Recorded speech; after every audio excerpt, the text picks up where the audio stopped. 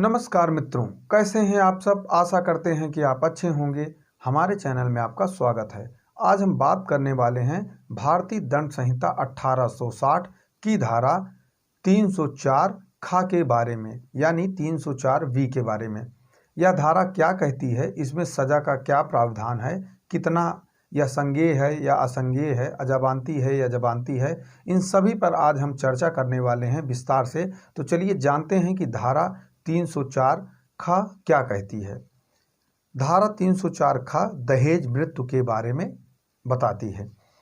जहां किसी स्त्री की मृत्यु किसी दाह या शारीरिक क्षति द्वारा कारित की जाती है या उसके विवाह के 7 वर्ष के भीतर सामान्य परिस्थितियों से अन्यथा हो जाती है और यह दर्शित किया जाता है कि उसकी मृत्यु के कुछ पूर्व उसके पति ने या उसके पति के किसी नातेदार ने दहेज की किसी मांग के लिए या उसके संबंध में उसके साथ क्रूरता की थी या उसे तंग किया था, वह ऐसी मृत्यु को दहेज मृत्यु कहा जाएगा।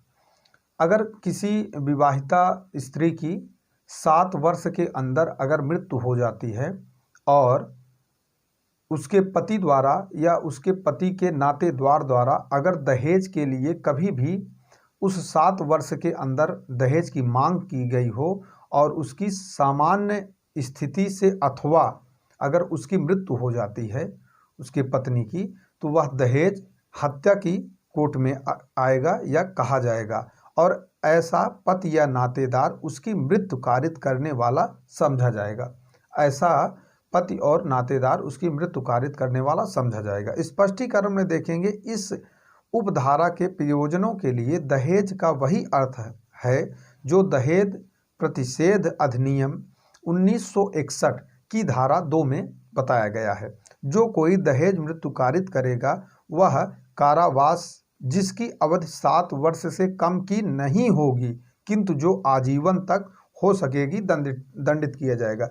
इसमें जो सजा का प्रावधान किया गया है वह 7 वर्ष से कम की नहीं होगी, मतलब 7 वर्ष से ऊपर तक की हो सकेगी, जो आजीवन कारावास तक के लिए की जा सकेगी और इसमें जुर्माना भी लगाया जाएगा अथवा दोनों किया जाएगा। दहेज मृत्यु का प्रमाण, जहां मृतक की मृत्यु उसके विवाह के 7 वर्ष के अंदर अपने वैवाहिक गृह यानी ससुराल में असामान्य तरीके से हुई और जहां 3 अवसरों पर दहेज मांगने का प्रमाण है, यद्यपि इस बात का कोई विचारण नहीं है दहेज कब कब मांगे गए थे। इस बात की कोई स्पष्ट जानकारी नहीं है कि दहेज कब कब मांगा गया है। अगर मृत्यु होती है तो इसके लिए दहेज मांगने का कोई साक्ष्य नहीं देना होगा। अगर उस 7 वर्ष के अंदर कभी भी दहेज मांगा गया हो तो वह इस धारा के अधीन है।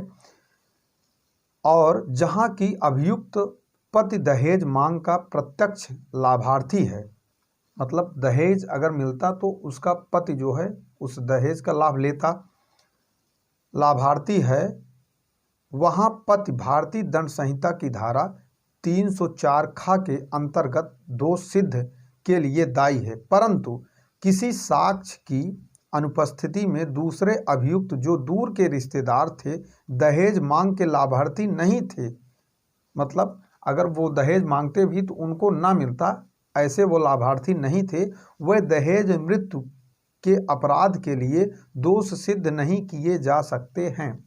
जो दूर के रिश्तेदार हैं, इस धारा में यही बताया गया है कि जो दूर के रिश्तेदार हैं और दहेज के लाभार्थी नहीं हैं उनके ऊपर यह धारा लागू नहीं होगी। भातृ देवी एवं अन्य बनाम राज्य 2011 क्रिमिनल लॉज 463 पंजाब एवं हरियाणा। तुमंगला वेंकटेश्वर राय बनाम state of Andhra Pradesh 2014 criminal laws 1641 SC। सर्वोच्च न्यायालय ने कहा कि धारा 304 खा में शब्दों में मृत्यु के कुछ पूर्व का अर्थ मृत्यु के तत्काल पूर्व नहीं है। तो इस प्रकार इसमें हम जाने कि धारा 304 ख में जो है यह संज्ञेय अपराध है और अजबांती अपराध है। इसमें सजा का जो प्रावधान है वह 7 वर्ष से ऊपर का है, 7 वर्ष के नीचे का नहीं है, जो आजीवन कारावास तक मतलब बढ़ाया जा सकता है। और 7 वर्ष के अंदर अगर किसी विवाहित स्त्री की या पत्नी की उसके पति द्वारा या उसके नातेदार द्वारा दहेज की मांग करते हुए मृत्यु कारित की जाती है, तब अगर अभियोग पंजीकृत होता है तो धारा 304 ख में ही पंजीकृत किया जाएगा। अगर यह वीडियो आपको अच्छा लगा हो तो हमारे चैनल को लाइक, शेयर और सब्सक्राइब करें। धन्यवाद मित्रों।